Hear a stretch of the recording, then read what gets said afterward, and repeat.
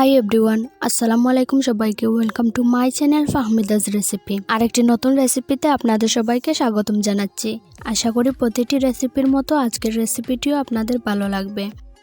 আজ আমি আপনাদের সাথে শেয়ার করছি টমেটো আর কাঁচামরিচ দিয়ে জাল জাল চাপিলা মাছের তরকারি। আমরা যারা সিলেটে থাকি তারা এই মাছটিকে উগা মাছ নামে চিনে থাকি, শুদ্ধ ভাষায় যাকে চাপিলা মাছ বলে। এই মাছটি খেতে অসম্ভব মজার। চাপিলা মাছের তরকারি রান্নার জন্য আমি এখানে আধা কেজির মতো চাপিলা মাছ নিয়েছি। এগুলো আমি ভালো করে পরিষ্কার করে ধুয়ে নিয়েছি। চাপিলা মাছগুলো খুব নরম হয়, আর এই মাছগুলো নরম হওয়ার কারণে আমি প্রথমে এগুলো তেলে ভেজে নেব, তাহলে আর ভেঙে যাবে না মাছগুলো। তেলে ভাজার জন্য প্রথমে চাপিলা মাছগুলো আমি একটি প্লেটের মধ্যে নিয়ে নিচ্ছি। এই চাপিলা মাছের মধ্যে আমি আধা চা চামচ হলুদ গুঁড়ো দিয়ে দিচ্ছি, আধা চা চামচ মরিচ গুঁড়ো দিয়ে দিচ্ছি এবং স্বাদ মতো লবণ দিয়ে দিচ্ছি। হলুদ, মরিচ এবং স্বাদ মতো লবণ দিয়ে চাপিলা মাছগুলো আমি হাত দিয়ে ভালো করে মেখে নিচ্ছি। ভালো করে মেখে নেওয়ার পর এগুলো আমি 30 মিনিটের জন্য একটি সাইডে রেখে দেব।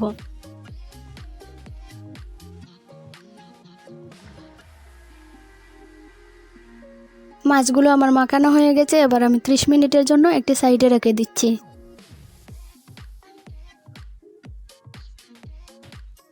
30 মিনিট পর এবার আমি মাছগুলো তেলে ভেজে নেব। মাছগুলো তেলে ভাজার জন্য আমি একটি ফ্রাই প্যান নিয়েছি। ফ্রাই প্যানের মধ্যে আধা কাপ তেল দিয়ে দিচ্ছি। তেল সামান্য গরম করে নিয়ে আমি সবগুলো মাছ একে একে তেলের মধ্যে দিয়ে দিব। তেল সামান্য গরম হয়ে গেছে, এবার আমি সবগুলো মাছ একে একে দিয়ে দিচ্ছি তেলের মধ্যে।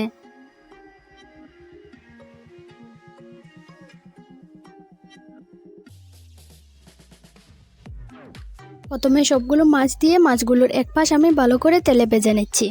মাছগুলোর এক পাশ ভালো করে তেলে ভেজে নেওয়া হয়ে গেলে অপর পাশ আমি ভালো করে তেলে ভেজে নেব। মাছগুলোর এক পাশ ভালো করে তেলে ভেজে নেওয়া হয়ে গেছে, এবার আমি মাছগুলো উল্টে দিচ্ছি, যাতে করে মাছগুলোর উপর পাশও ভালো করে তেলে ভাজা হয়ে যায়। যেহেতু এই মাছগুলো খুবই নরম হয়, এর জন্যই এই মাছগুলো তেলে ভেজে নিচ্ছি। তেলে ভেজে নেওয়ার ফলে মাছের তরকারি রান্না করার সময় কিন্তু মাছগুলো ভেঙে যাবে না এবং খেতেও খুবই ভালো লাগে। মাছগুলোর উভয় পাশ আমি তেলে ভালো করে ভেজে নিয়েছি। এবার আমি মাছগুলো তেল থেকে তুলে নিচ্ছি।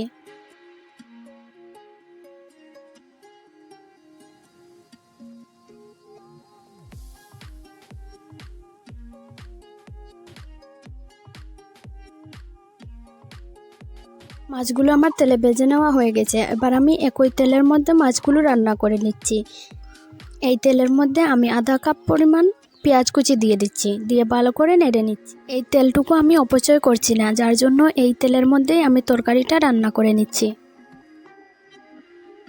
পেঁয়াজগুলো আমি 2 মিনিটের মতো কষিয়ে নিয়েছি। এবার আমি দিয়ে দিচ্ছি 8 থেকে 10টির মতো কাঁচামরিচ।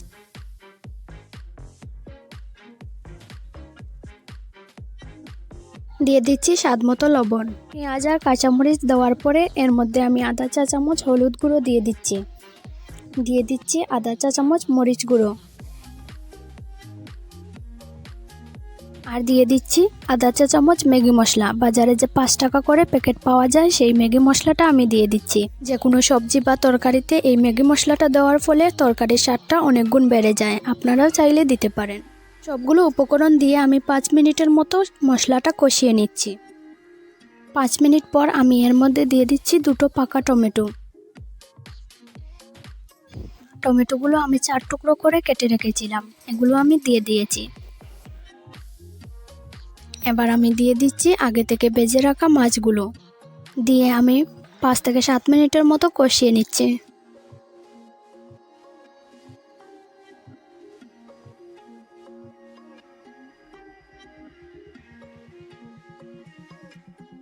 এ পর্যায়ে আমি দিয়ে দিচ্ছি আধা কাপ পরিমাণ পানি দিয়ে আমি 10 মিনিটের মতো এই মাছগুলো জাল করে নিয়ে নামিয়ে নেব। চুলার আঁচ অবশ্যই মিডিয়াম হতে হবে।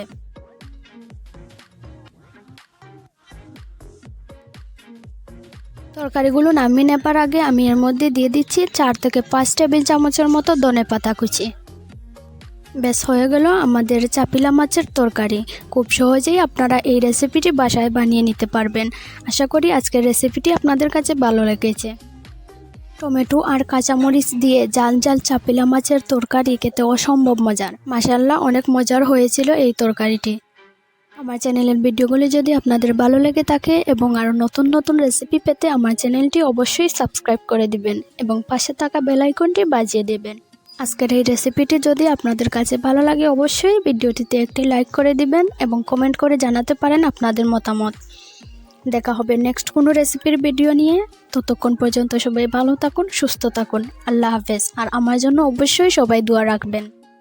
ভিডিওটি এতক্ষণ পর্যন্ত দেখার জন্য সবাইকে অসংখ্য ধন্যবাদ।